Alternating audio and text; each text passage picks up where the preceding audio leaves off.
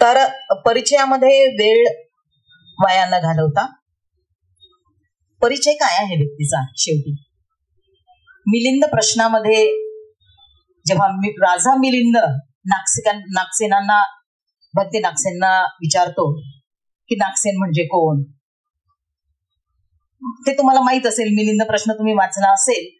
तर असा परिचय असा वेगळा असा काही नसतो, माणूस माणूस असतो, व्यक्ती व्यक्ती असते, आणि त्याचा विशेष असा परिचय न दिलेलाच बरा. मी तर म्हणते की हे या स्वागताची अशी फारशी गरज नव्हती. सगळ्याच महिलांचा स्वागत करण्यालायकचा कालचा दिवस होता का कालचा दिवस जागतिक महिला दिन होता. सर्वप्रथम आज कामठी महिला संघाने हे जे 5वे महिला संमेलन जागतिक महिला दिनानिमित्त आयोजित केलेले आहे, तर त्या सर्व आयोजकांना मी आधी खूप खूप धन्यवाद देते की अगदी असा शिस्तबद्ध कार्यक्रम विद्याताईच्या नेतृत्वामध्ये हा इथे होतो आहे. विद्याताईने मला इथे बोलावलं, त्याच्यासाठी मी आधीच तिचे धन्यवाद मानते. महिला उद्धारासाठी कार्य करणारे आमचे तथागत गौतम बुद्धापासून तर ज्योतिराव फुले, शाहू महाराज असतील किंवा बाबासाहेब आंबेडकर आहे, इथपर्यंतची जी परंपरा आहे समाज सुधारकांची, या परंपरेमध्ये जे जे सुधारक होऊन गेलेले आहेत त्या मी सर्वांना सर्वप्रथम मी अभिवादन करते. आजच्या या संमेलनामध्ये आताच आपल्या समोर बोलून गेलेले आहेत. खरं म्हणजे क्रम तसा नसतो, पण थोडासा क्रम बदलवला यांनी. वक्ता उद्घाटक आधी बोलतो आणि नंतर मग वक्ता बोलतो, इथे थोडासा क्रम यांनी बदलवलेला आहे. चालतं, आपलाच प्रोग्राम आहे त्याच्यामुळं चालतं, तो काही भाग नाही आहे. तर रंजना खूप सुंदर आता इथे बोलून गेलेली आहे, तिने आपले अनुभव सुद्धा शेअर केलेले आहेत, तिच्या कार्याचं सुद्धा तिने सांगितलंय कार्याविषयी. कार्यक्रमाच्या अध्यक्ष आहेत निशाताई रामटेके, कामठी महिला संघाच्या त्या अध्यक्ष आहेत. त्याचप्रमाणे या कार्यक्रमाचं संपूर्ण शिस्तबद्ध आयोजन करणाऱ्या आयुष्यमती विद्याताई भीमटे सोबत सतत आमची भेट होत राहते. कारण ज्या भिक्कुनी विजया मैत्रे आहेत, सुनीती भक्ती जे आहेत, त्यांच्या सोबत आम्ही जेव्हा धार्मिक कार्य करतो तेव्हा आमच्या ह्या भेटी विद्याताईशी होत असतात. आणि तिथेही मी पाहिलेलं आहे तिला की तिचं काम अगदी खूपच व्यवस्थित आहे. त्याच्यामुळे मी तिला खूप धन्यवाद देते, तिचं अभिनंदनही करते. त्याच्यानंतर कार्यक्रमाचं प्रास्ताविक करणाऱ्या वर्षाताई पाटील, ह्या सगळ्या, आणि इथे मला सगळ्या मंचावर विचारपीठावर मागे दिसणाऱ्या, समोर व्यवस्था बघणाऱ्या या महिलांमध्ये एक वेगळा कॉन्फिडन्स मला दिसत आहे. कार्यक्रम करायचा म्हणजे यशस्वी करायचा म्हणजे करायचा, ही जिद्द या महिलांमध्ये मला दिसत आहे. त्याच्यामुळे या सगळ्या महिलांचं कार्यक्रमाच्या आयोजनामधल्या सगळ्या महिलांचं मी खूप खूप अभिनंदन करते. कार्यकारिणी फार मोठी आहे संघटकांची. या सगळ्या कार्यकारिणी मधल्या सगळ्या ज्या महिला आहेत त्या सर्व महिलांचं मी कौतुक करते. आणि या कार्यक्रमानिमित्त इथे उपस्थित असलेले खास म्हणजे डॉक्टर प्रदीप आगलाव इथे सोबत आणलेले आहे. आम्ही एका कार्यक्रमातून बाहेरूनच इकडे आलेलो आहोत, तर ते इथे आलेले आहेत. त्याच पद्धतीने मी आता इथे एक लायब्ररी पाहिली आहे, खूप सुंदर. ती कबीर वाचनालय इथे आहे. ते कबीर वाचनालय चालवणारे सर्व म्हणजे संचालक मंडळ आणि इथे उपस्थित असणाऱ्या माझ्या भगिनी आणि माझे बांधव सगळ्यांना, आमच्या महिलांना जागतिक महिला दिनाच्या शुभेच्छा देते. इथे या कामठी महिला संघातर्फे अनेक उपक्रम राबविले जातात, सुरू केले. विद्याताई मला सांगत होत्या की आधार संस्था आहे, समुपदेशन केंद्र सुरू केलेले आहे, शाळा पण सुरू करायची आहे म्हणते. तर मला असं वाटतं की हे काम तिचं खूप चांगलं आहे आणि ते उत्तरोत्तर ती प्रगती करेल, त्याच्यात शंकाच नाहीये. रंजनाताईंनी इथे खूप सुंदर आपले विचार मांडलेले आहेत, थोडक्यात का होईना, पण तिने जे मांडलेलं आहे ते 2-4 मुद्दे मला म्हणजे खूपच पटण्यासारखे आहे. इथे आपण काल जागतिक महिला दिन साजरा केला. ओके, जागतिक महिला दिन का साजरा करायचा? 8 मार्च 1975 पासून जागतिक महिला दिन साजरा करायला सुरुवात केलेली आहे. ठीक आहे, जागतिक स्तरावर. जागतिक स्तरावर सुरुवात झालेली आहे. पण तो आता जगामध्ये सगळीकडे हा 8 मार्चचा सोहळा साजरा केला जातो, समारोह साजरा केला जातो. त्याच्यातही आपल्याला काही हे नाही. पण मला म्हणायचं आहे की एक दिवसापुरता सोहळा करून स्त्रियांचा, महिलांचा सन्मान करणं किती योग्य. आता काल आपला सन्मान झाला का? कालचा आपला दिवस कसा गेला तुम्ही विचार करा. उठल्या उठल्या तुम्हाला हातात कप छान चहाचा मिळाला, घे बाई आज की नाही तू चहा नको करू, आज मी तुला चहा करून देतो. असं काही घडलं का?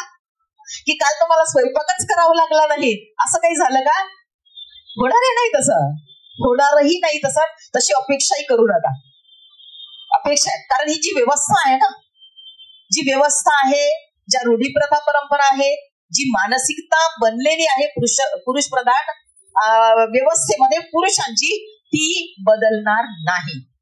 ती बदलवायची असेल तर तुम्हाला बुद्ध वाचावं लागेल, तुम्हाला फुले वाचावं लागेल, तुम्हाला बाबासाहेब वाचावं लागतील, त्यांचं विचार म्हणजे वाचावे लागतील, त्यांचं कार्य बघावं लागेल तुम्हाला, त्यांनी काय काय केलं आहे. तेव्हा तुमची मानसिकता बदलेल आणि तेव्हा खऱ्या अर्थानं स्त्री पुरुष समानता येईल. इथे तथागत भगवान बुद्धांनी आमच्यासाठी खूप काही केलंय, ठीक आहे. पण एक वेळ त्यांच्यासाठीही अशी कठीण आलेली होती. त्यांनी कठीण अशी संबोधी प्राप्त केली, खूप कठीण परिस्थितीमध्ये संबोधी प्राप्त केली. परंतु ते महिलांना भिक्खुनी संघ तयार करण्याची परवानगी देऊ शकत नव्हते. का नव्हते देऊ शकत? याचा अर्थ ते स्त्री विरोधी होते का? स्त्री स्वातंत्र्याच्या विरोधी होते? नव्हते. त्यांच्या डोक्यात होतं की भिक्खुनी संघ मला करायचा आहे स्थापन, करेल मी, पण नंतर करणार. आता जेमतेम भिक्खू संघ निर्माण झालेला आहे आणि तो भिक्खू संघ स्थिर स्थावर अजून झालेला नाही आणि महिलांचा भिक्खुनी संघ कसा करणार ना तयार. इथे महाप्रजापती गौतमीचा यांनी फोटो ठेवला. अहिल्याबाई होळकर आहेत, सावित्री आई आहे, फातिमा शेख आहे, आमची रमाई पण आहे. हे जे पहिला जो फोटो दिसतोय मला इकडून, महाप्रजापती गौतमीचा. महाप्रजापती गौतमी मला असं वाटते जगामधली पहिली अशी महिला आहे की जिने मोर्चा काढला मोर्चा. कपिलवस्तू ते वैशाली 15 दिवस पायी प्रवास करून या महिलेने मोर्चा काढलेला आहे. कपिलवस्तू मध्ये तथागतांना विनंती करते, तेव्हा राजा शुद्धोधन गेलेले असतात. राहुललाही भगवान बुद्धांनी सोबत नेलेलं असतं आणि त्या घरामध्ये कोण? यशोधरा आहे, सून आहे, यशोधरा आहे आणि महाप्रजापती गौतमी आहे. ह्या दोघी आहेत. आता त्यांच्या डोक्यात विचार येतं की आता आपणही भिक्खुनी बनून जाऊ ना, आता घरात आहेच कोण, आपण भिक्खुनी बनून जाऊ. म्हणून त्या जेव्हा तथागत कपिलवस्तूला आलेले असतात तेव्हा त्या म्हणतात की मला पण भिक्खुनी बनायचं आहे, तुम्ही मला परवानगी द्या. फक्त एकटीसाठीच हा, त्या स्वतःसाठीच भिक्खुनी बनण्याचा निर्णय घेतात. सोबत यशोधरा असतेच, प्रश्नच नाही. पण कपिलवस्तू मध्येच तथागत गौतम बुद्ध नकार देतात. नाही गौतमी, आता ती वेळ आलेली नाही, तू असा आग्रह धरू नकोस, असा अट्टहास करू नको. एवढं उत्तर बुद्धाने दिलेलं आहे. तर याचा अर्थ काय, बुद्ध का स्त्रियांच्या विरोधी होते का? विरोधी होते का? त्यांनी का नकार दिला होता तेव्हा? ते म्हणतात की अजून ती वेळ आलेली नाही. कारण समाज मान्य करेल का? भिक्खू संघ मान्य करेल का? हा विचार त्यांना करायचा होता, त्यांचं मत त्यांना घ्यायचं होतं. आणि म्हणून ते म्हणाले की आत्ताच भिक्खुनी संघ आपण स्थापन करू शकत नाही, तर तू आग्रह काय धरू नको, मी परवानगी देणार नाही. तरी काय करते ही आमची माता महाप्रजापती गौतमी? काय करते? 500 महिलांना कपिलवस्तूच्या राजघराण्यातील, राजगृहातील सगळ्या 500 महिलांना तयार करते, केशमुंडन करते, चीवर धारण करते आणि कुठे जाते? वैशालीला. वैशालीला जाऊन रोजे आहेत, अजान सुरू झालेली आहे. ते पण आम्ही विसरलो नाही. का नाही विसरले मी? कारण काल आजच्याच दिवशी आम्ही सगळ्या सामाजिक संघटनांना, वेगवेगळ्या धर्मातील महिलांना घेऊन कार्यक्रम घडवून आणला. तर तिथे आमच्या मुस्लिम भगिनी होत्या आणि त्यांनी अगदी वेळ झालेली असेल ना, तर त्यांनी बरोबर 6 वाजता ते म्हणाले की आमची अजान होईल आणि तेव्हा आम्हाला तो उपास म्हणजे दिवसभरचं जे त्यांचं असतं ते सोडायचं असतो आम्हाला. आणि त्यांनी त्यांच्याकडून आम्हाला म्हणजे अल्पोपहाराची व्यवस्था त्यांनी केलेली होती आणि यावेळेस त्या अजान व्हायची वाट पाहत होत्या. जशी अजान झाली त्यांनी आम्हाला ते जे त्यांनी दिलेलं होतं अल्पोपहार ते घ्यायला सांगितलं. जे एक मध्येच मुद्दा टाकते आहे की मुस्लिम स्त्रिया सुद्धा कार्यक्रमामध्ये नेहमीच आमच्या सोबत राहिलेल्या रंजना नेहमीच.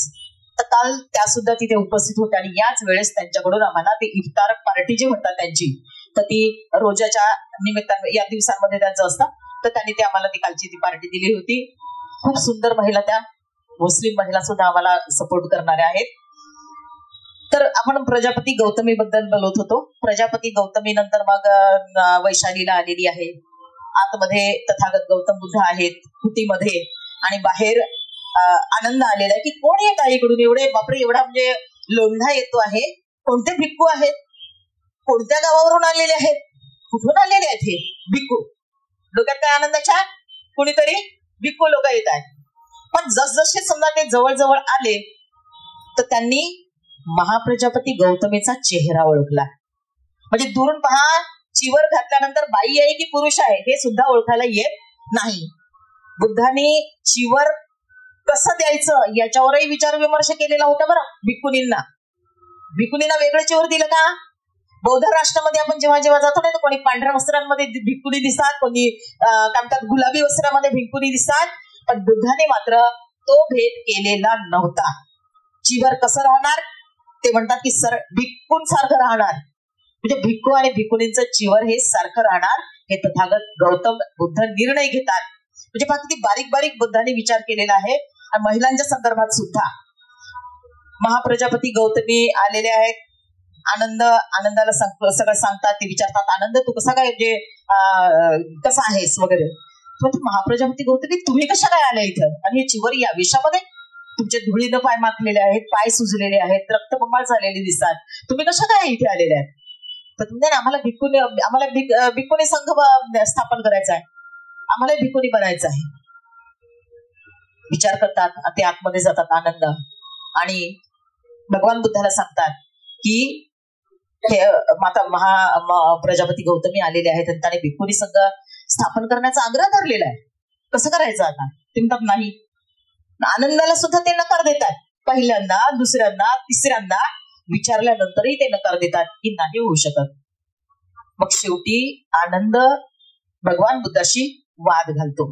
जर तुम्ही समजा भिक्खुनी संघ स्थापन करण्याची महिलांना परवानगी दिली नाही तर तुम्हाला सुद्धा स्त्री विरोधी आहेत असं म्हणतील. त्या आध्यात्मिक ज्ञान प्राप्त करू शकत नाही का. त्या निर्वाणास प्राप्त होऊ शकत नाही का. त्या चित्त एकाग्र करू शकत नाहीत का. तर ते म्हणतात नाही हे सगळं बरोबर आहे तुझं पण तरी सुद्धा वेळ आलेली नाही. व्यावहारिक कारणामुळे मी नकार देतोय आता सध्या हे सांगतात. तरी सुद्धा आनंदाच्या प्रश्नांना ते उत्तर देऊ शकत नाहीत आणि शेवटी भिक्खुनी संघ स्थापन होतो. सारीपुत्त महामोग्गलायन महाकाश्यप भद्दीय किंबिल हे सगळे तिथे असतात. त्यांच्यासोबतचे जे पंचवर्गीय भिक्खू जे असतात ना ते पण असतात आणि ते सगळ्यांच्या समोर मग भिक्खुनी संघाला 8 नियम देतात ज्याला गरुधर्म म्हटलेला आहे. ते 8 गरुधर्म देऊन भिक्खुनी संघाची स्थापना होते.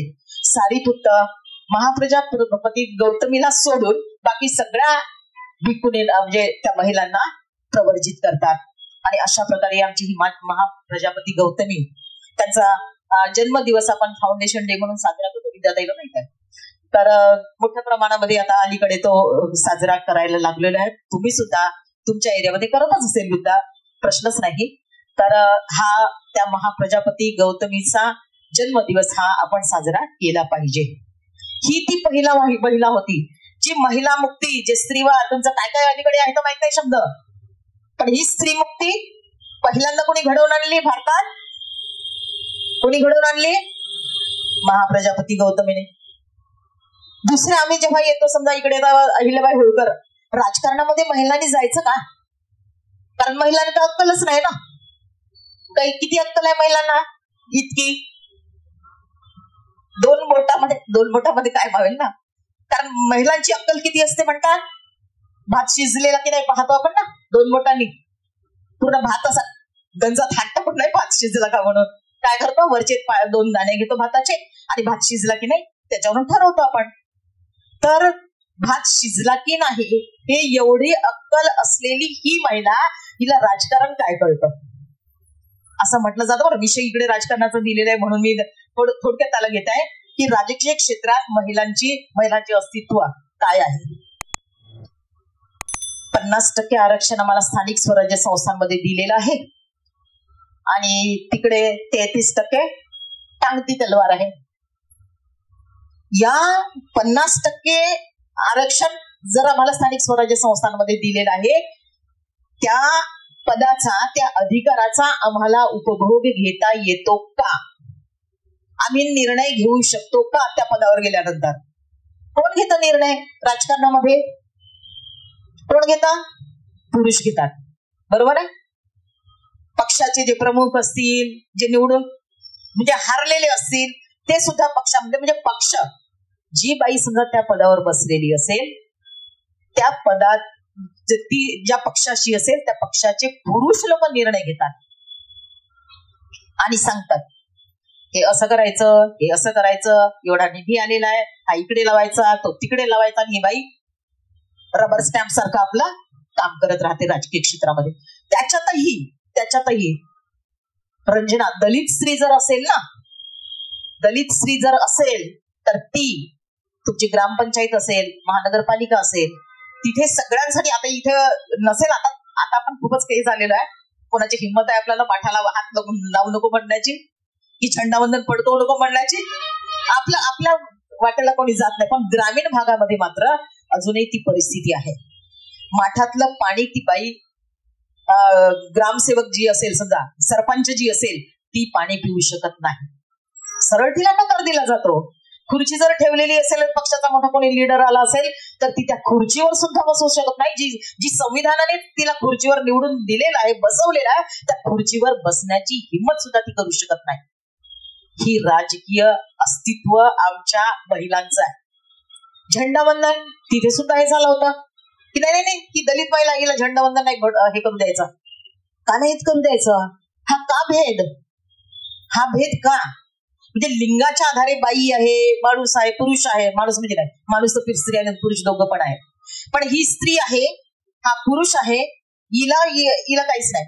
आता धार्मिक क्षेत्रातही पहा ना, मंदिराची पुजारी बाई दिसते का तुम्हाला, कुठं दिसते? शंकराचार्य महिला आतापर्यंत झालेली आहे एखादी, दिसते? पीठाची शंकराचार्य, हा अमुक महिला पीठाची शंकराचार्य होऊ शकत नाही आणि ती मंदिरामध्ये सुद्धा बसू शकत नाही. कारण काय, ती अपवित्र आहे, मासिक पाळी येते तिला, आणि त्याच्यामुळे अपवित्र असल्यामुळे ती अशा पवित्र ठिकाणी ती तिथली सदस्य ती हे अध्यक्ष होऊ शकत नाही. आणि त्या पवित्र ठिकाणी पुरुष एका 8 वर्षाच्या आसिफाला घेऊन मंदिरात जातो, तिच्यावर बलात्कार करतो, ते चालतं तुम्हाला? मंदिरामध्ये बलात्कार करणं लहानशा मुलीवर, ते चालतं तुम्हाला? आणि म्हणतात ही अपवित्र आहे स्त्री, ती मंदिराची पुजारी बनू शकत नाही, का नाही बनू शकत? हे सगळे अधिकार बुद्धाने आम्हाला दिले, बाबासाहेबांनी दिले. मी तर बुद्धापेक्षा म्हणत की बुद्धापेक्षा आमचे महाराज प्रजापती त्यांच्या समोर गेली आहे. जे बुद्धाने नाकारलं ते तिने मिळवलं. असं कसं नाही देत तुम्ही आम्हाला भिक्खुनी सगळं स्थापन करायला, आम्ही करून राहू. अहिल्याबाई होळकरने दाखवून दिलं की राजकारण काय असतं, कसं करायचं असतं. सावित्रीबाईचं तर सांगायलाच नको. सावित्रीबाईने जे काही केलंय ते आपल्या सगळ्यांनाच माहित आहे. त्याच्यामुळेच आपण सगळं शिकायला लागलो आहेत, लिहायला लागलो आहेत, बोलायला लागलेलो आहोत. नाही आपल्याला बोलता येत होतं का? त्या इंग्रजांच्या काळामध्ये जेव्हा शिक्षण सुरू झालं होतं आणि आता महिलांनी शिक्षण घेतल्यानंतर कुठेतरी काम करणार ना, आता घरचे चूल आणि मूल तर सांभाळायचं आहेच, ते तर लागले, आजपर्यंत सुटलेलंच नाही आमचं, ते करायचंच असतं. मग तो महिला दिवस असो ना अजून काहीच असो, सगळी घरची कामं चूल आणि मूल सांभाळूनच बाकी करायचं असते, हे ठरलेलंच आहे ही चौकट. पण जेव्हा इंग्रजांच्या काळामध्ये फुलेंनी शाळा सुरू केल्या, स्त्रिया घराच्या बाहेर पडून शिकायला वाचायला लागल्याच. पण जेव्हा समजा नोकरी करण्याची वेळ आली तर महिलांनी कुठे नोकरी करायची? त्यांच्या 2च नोकऱ्या ठरलेल्या होत्या. कोणत्या? एक तर बाई तू शिक्षिका बन, नाही तर तू नर्स बन. कारण हॉस्पिटल तेव्हा उघडलेले होते. इंग्रजांच्या काळामध्ये स्वास्थ्यविषयक सुविधा होत्या, शिक्षणाच्या सोयी उपलब्ध झाल्या होत्या, त्यामध्ये समाज सुधारकांनी आपापल्या शाळा उघडलेल्या होत्या. त्याच्यामुळं शिकायला लागली. शिकल्यानंतर या 2 ठिकाणी ती नोकरी करायला लागली. बाकी क्षेत्र तिच्यासाठी बंद होते. आता आम्हाला या वर्दीमध्ये आमच्या मुली दिसत आहेत की या क्षेत्रामध्ये जात होता कोणी, होतं का असं? परमिशनच नाही. ही कॅमेरा सांभाळत आहे संजना नेवारे. संजना कॅमेरा सांभाळत आहे. या क्षेत्रामध्ये महिला केव्हापासून आली?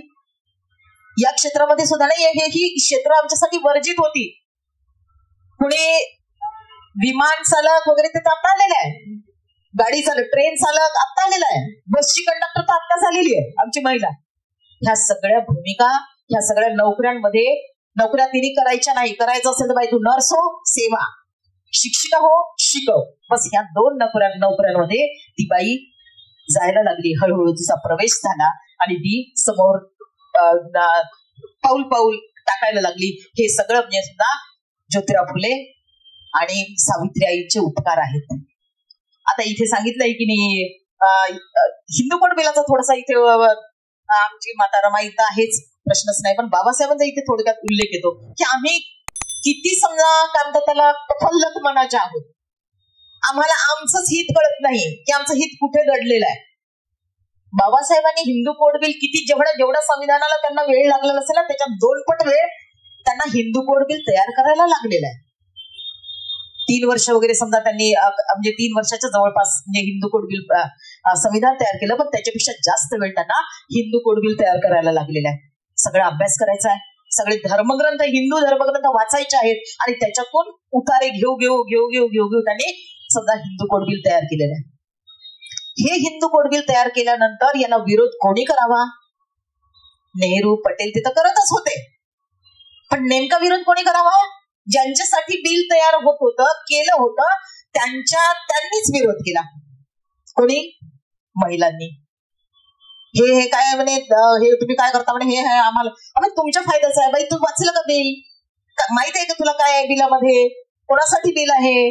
नाही ते आम्हाला वाचायची गरज नाही, ते आम्हाला काही त्याच्याशी काही देणं घेणं नाही, आम्हाला काही ते हिंदू कोड बिल पाहिजेच नाही. पण त्यांना शिकवण्यात आलं होतं की हे हिंदू कोड बिल तुमच्या हक्काची गोष्ट याच्यात सांगितलेली असं नाहीये. धर्मावर घाला घालणार, धर्माला अडचणीत आणणार हे बिल आहे असं त्यांना चुकीचं फीड करण्यात आलं आणि महिला रस्त्यावर उतरल्या. बाबासाहेब आतमध्ये या महिला घोषणा देत आहे, बाबासाहेब मुर्दाबाद, बाबासाहेब मुर्दाबाद. आणि आज त्या मुर्दाबाद करणाऱ्या महिला मोठ्या प्रमाणामध्ये अधिकाऱ्यांच्या पोस्टवर बसलेल्या आहेत. आमची पात्रता असताना आम्हाला डावलून त्यांनी ती पद हस्तगत केलेली आहे. आता व्यवस्था खूप बदललेली आहे. त्याच्यामुळे या बदललेल्या व्यवस्थेमध्ये थोडस आपल्याला टिकाव कसा धरून ठेवणार आपण हे सुद्धा आपण पाहिलं पाहिजे. या कोणाला दोष द्यायचा? आपण पुरुषांना, सरकारला. त्याच्या आधी आपण आपल्याला तपासलं पाहिजे ना की मी किती सक्षम झालेली आहे. इथे तर मला सगळे सक्षम दिसत आहेत, सगळे सक्षम दिसत आहेत. एक संस्काराचा सुद्धा इथे मुद्दा येतो. आई म्हणून, पत्नी म्हणून, आई म्हणून, बहीण म्हणून, मुलगी म्हणून आपली जबाबदारी काय आहे? विशेषतः आई झाल्यानंतर आईची जबाबदारी काय असायला पाहिजे? ठीक आहे, आता आम्ही नोकऱ्या करतो, मुलांकडे तेवढा विशेष वेळ देऊ शकत नाही, कारण नोकरीसाठी, पोटापाण्यासाठी 2 पैसे कमावणं घरच्यासाठी आवश्यक असतं. त्याच्यामुळे आम्ही ते हे करू शकत नाही, तेवढा वेळ देऊ शकत नाही. पण मुलांवर विशेष संस्कार करायला पाहिजे हे आम्ही जाणलंय का? मुलांवर विशेष संस्कार टाकायचे आहेत, मुलाला घडवायचं आहे. नुसतं जन्म नाही द्यायचा आहे, त्याला घडवायचं विशिष्ट पद्धतीने की जेणेकरून तो खंबीरपणे मानसिकरित्या मुलगा आणि मुलगी निर्णय घेऊ शकेल. टाकलेलं का? आमच्या भगिनीने का वेळच नाहीये? का वेळ नाहीये? घरकामच करते असं नाहीये. घरकामातून वेळ उरल्यानंतर आम्ही काय करतो? हॅलो आई जेवली का? ताई जेवली का? तू कुठे गेली ग? बहिणी काय करते ग? या सगळ्या त्या मोबाईलनं खूप घोटाळा केला. आधी टीव्हीनं घोटाळा केला होता, कारण त्या सिरियलच पाहत बसायच्या, डोळेच फिरकून त्यांचे असे पापण्याला व्हायच्या नाही. ती बाई तिकडे रडली की यांच्या डोळ्यात अश्रू यायचे. टीव्हीवरच्या बायका, अरे दुःख त्यांच्यापेक्षा भक्कम दुःख तुमच्याकडे आहे ना, त्याच्यापेक्षा भक्कम समस्या तुम्हाला आहेत त्या सोडवा ना. त्या सिरियल मधल्या बायकांच्या त्या समस्या आणि त्यांच्या दुःख व्यथा वेदना त्यांचं रडणं काय पाहता तुम्ही? आपला संसार नीट पहा ना, संसाराचा गाडा तर नीट पहा. नवरा चाललाय पश्चिमेकडे, बायको चालली इकडे दक्षिणेकडे, समजा पूर्व पश्चिम उत्तर दक्षिण असं घरात सुरू आहे. आणि हिला काळजी कोणाची? त्या सिरियल मध्ये त्या बाईचं काय झालं असेल, त्या सुनेचं काय झालं असेल, तिला न्याय मिळाला असेल का, तिला नवऱ्यानं घरात घेतलं असेल का, हाकलून तर नाही दिलं, ती माहेरी गेली असेल का, तिने आत्महत्या तर नाही केली. हे सिरियलवाला तो डायरेक्टर राहिला बाजूला, आणि हे आमच्या महिलांच्या डोक्यामध्ये दुसऱ्या एपिसोड मध्ये काय सुरू असेल याचं चित्र आणि एक रंगीत रंगवतात की असं असं असेल का. तर महिलांनो, याच्यातून वेळ काढा. याला काहीही अर्थ नाहीये, काही अर्थ नाही अशा सिरियलला या मोबाईल मध्ये वेळ घालवू नका. मुलं लहान आहेत, नातू लहान असतील, त्यांना शिकवण्याचं, त्यांना वळण लावण्याचं, त्यांना संस्कार देण्याचं. आताच रंजनाताईंनी सांगितलं, संस्कार महत्वाचे असतात. घरात असो की शाळेत असो, बुद्धीचा विकास त्याच्या लहान वयातच होत असतो. 6 वर्षापर्यंत त्याच्या मेंदूचा विकास पूर्ण झालेला असतो. आपण म्हणतो त्याला काय कळते, इकडे शासनमध्ये 5-6 वर्ष झालं त्याच्यानंतर शाळेत आणा. अरे बुद्धीचा विकास त्याचा होतोय, त्याला घरात आई अडाणी असल्यामुळे ती शिकवू शकत नाही आणि शाळा नसल्यामुळे शिक्षक शिकवू शकत नाही. ही मागणी करा तुम्ही की आमच्या मुलांना चांगल्या शाळा पाहिजेत. मराठी शाळा बद्दल शासनाची खेळी पहा. मराठी शाळा बंद पडत आहे. मराठी शाळेला पैसा द्यायचा नाही, चालवायला ग्रँड द्यायची नाही, पाठवायची नाही. आणि दुसरीकडे काय करायचं, निर्णय घ्यायचा की आता अभिजात मराठी भाषेचा दर्जा मराठी भाषेला मिळालेला आहे आणि आता मराठी माध्यमातून मुलांना शिकवलं पाहिजे. कुठे शिकवणार? असं रस्त्यावर? शाळा तर तुम्ही बंद पडल्या. प्रायव्हेटायझेशन मध्ये इंग्रजी शाळांना तुम्ही परमिशन देऊन टाकली. आमची भांडेवाली बाई, रिक्षावाला दादा काय करतो, इंग्रजी शाळांमध्ये टाकतो. पैसे नसतात, इकडून उधार. ताई देता का, या महिन्याचा पगार जरा द्या ना, 2-4 दिवसाआधी, 8 दिवसाआधी माझ्या मुलाची फी भरायची आहे. अगं बाई, झेपत नाही तर कशाला टाकते मोठ्या मोठ्या शाळांमध्ये? मग आम्ही आमच्या मुलांना शिकवायचं नाही का इंग्रजी? तुम्ही तुमच्या पोरांना शिकवाल का? करा ना, ती पण मागणी करा. कोणाकडे मागणी करा? पैसे मागू नका घरमालकीनीला, शासनाकडे मागणी करा. पकडा त्या आमदार खासदार मंत्र्याला, पकडा त्याचा कॉलर, विचारा तुझे पोरं कुठे शिकतात रे? जातात का सरकारी शाळांमध्ये? मराठी माध्यमाच्या शाळेमध्ये जातात का तुझे पोरं? नाही ताई, माझे पोरं तर फॉरेनला आहे, माझ्या पोरं तर त्या दिल्ली पब्लिक स्कूलला आहे. त्याला सांगा की तुझा पोरग जिथं शिकतो ना तिथंच माझं पोरग शिकलं पाहिजे, तर तुला मी मत देईन. ही ताकद, ही हिंमत आमच्यामध्ये जर येत नसेल तर महिला सक्षम झाली असं म्हणता येणार नाही. अनेक चित्रपटांमध्ये सुद्धा पाहता, मीडिया असेल, याच्यामध्ये स्त्री कशी रंगवली जाते? दुबळी, अबला, रडकी, अत्याचार सहन करणारी, निमूटपणे, अशा पद्धतीची महिला रंगवली जाते. आमच्या महिलांना असं वाटतं की महिलेने तसंच राहायचं, दुबळच राहायचं, अत्याचारच सहन करायचा. हे सुद्धा नाकारण्याची आमची तयारी असली पाहिजे. चित्रपट मागे मध्ये एक मुलगीला, कोणता तो मंगळागौरचा होता नाही का एक चित्रपट, आठवतं का तुम्हाला? आठवतं? बाई पण भारी देवा, बाई पण भारी देवा आहे ना. या चित्रपटामध्ये त्या 6 बहिणींची कथा तुम्ही पाहिली असेल, पाहिला चित्रपट? 6 बहिणींची कथा पाहिली. स्वतः सुरुवातीला तर त्या बापरे, एकापेक्षा आम्ही किती आमच्या संसारामध्ये सुखी आहोत, आमचे नवरे किती चांगले आहेत, घरवाले किती चांगले आहेत आणि आम्ही खूपच आनंदी आहोत हे दाखवण्याचा खोटा नाटा प्रयत्न करतात. पण जेव्हा त्यांची समजा त्या मंगळागौरच्या प्रॅक्टिसच्या निमित्ताने जेव्हा 6 बहिणी एकत्र येतात तेव्हा त्यांना एकेकीची व्यथा कळते की त्या आपापल्या संसारामध्ये किती दुःखी आहेत.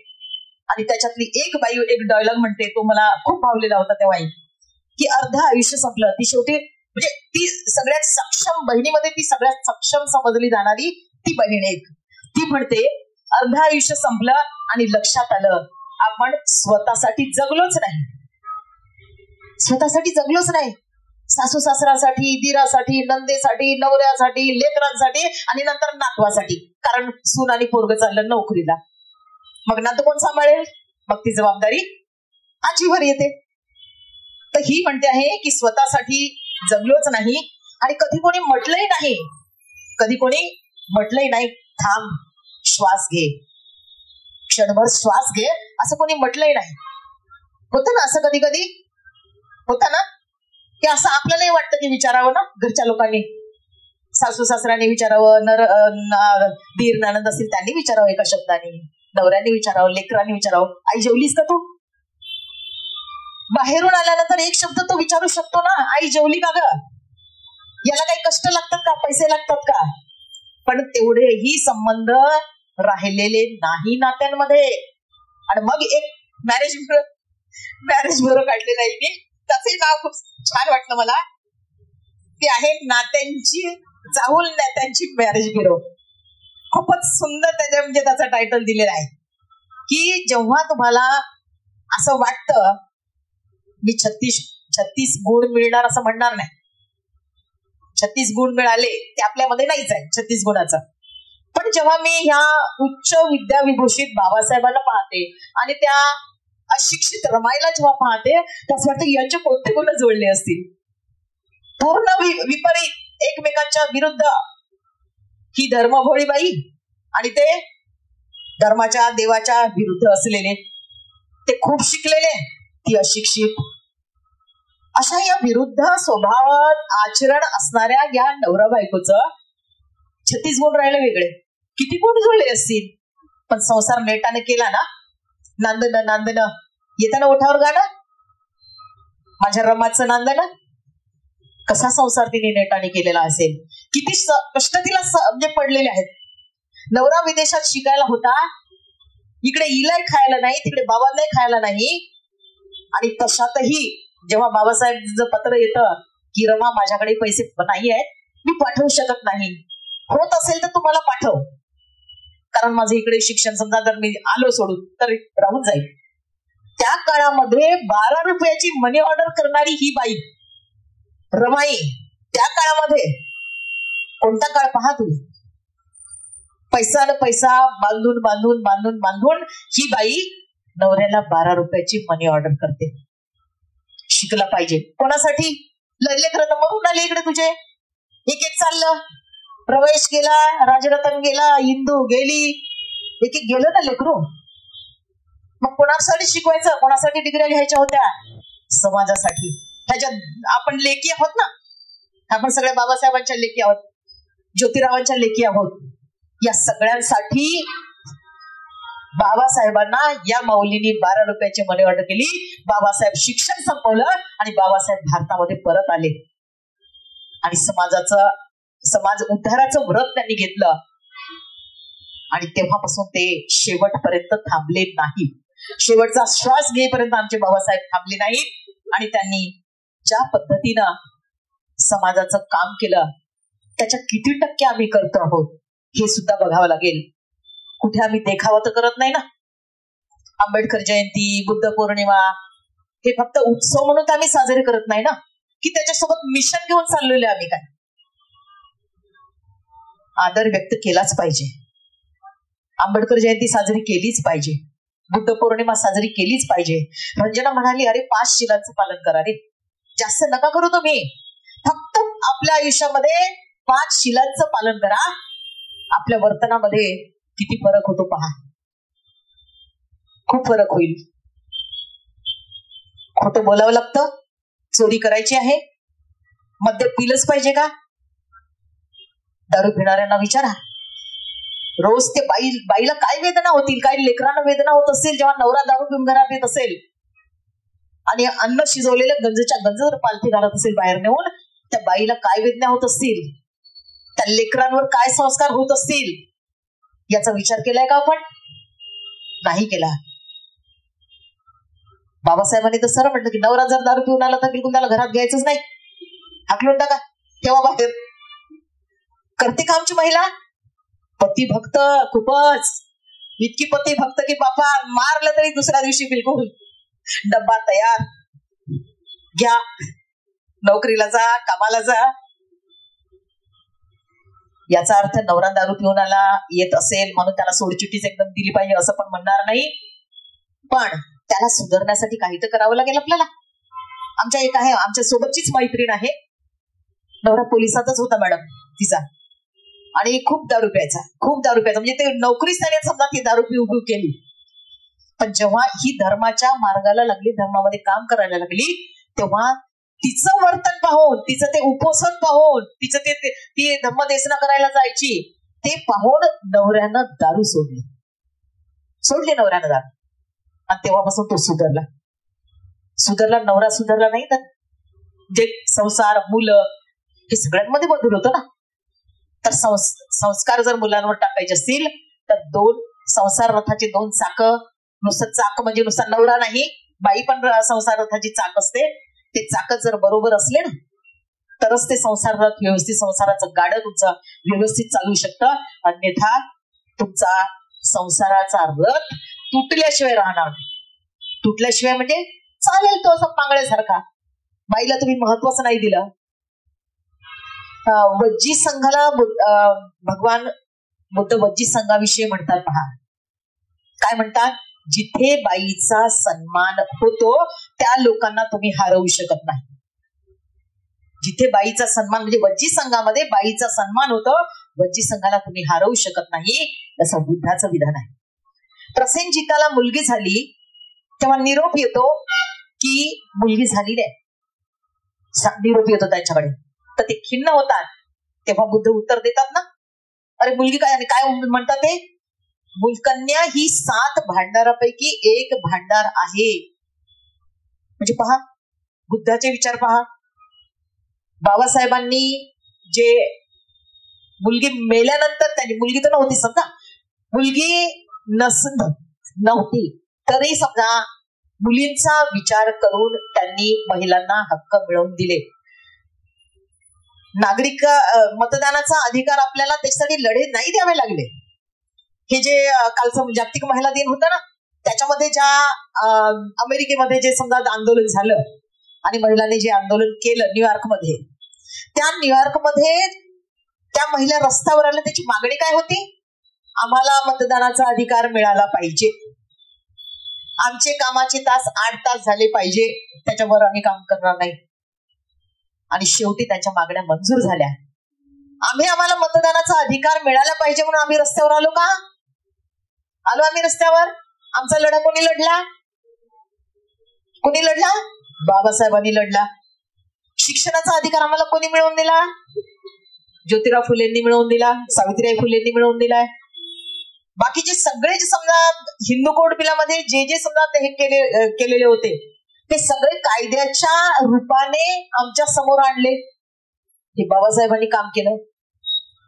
या महापुरुषांना नुसतं वंदन करून, हार घालून होणार नाही, तर आपल्याला यांचे विचार, कार्य आमच्या कृतीतून उतरावं लागतील. त्यांनी केलेलं कार्य आम्हाला समोर न्यावं लागेल. फुलेंनी शाळा काढली, रंजनाताईंनी शाळा काढली, विद्याताई मार्गावर आहेत शाळा काढण्याच्या. संविधान बाबासाहेबांनी दिलं, त्या संविधानातील कलम वाचणं आणि अन्याय होणाऱ्या महिलांना सांगणं, हे कोणाचं काम आहे? आमचं काम आहे. ते आम्ही करतो का? हे सुद्धा आम्हाला लक्षात घेणं आवश्यक आहे.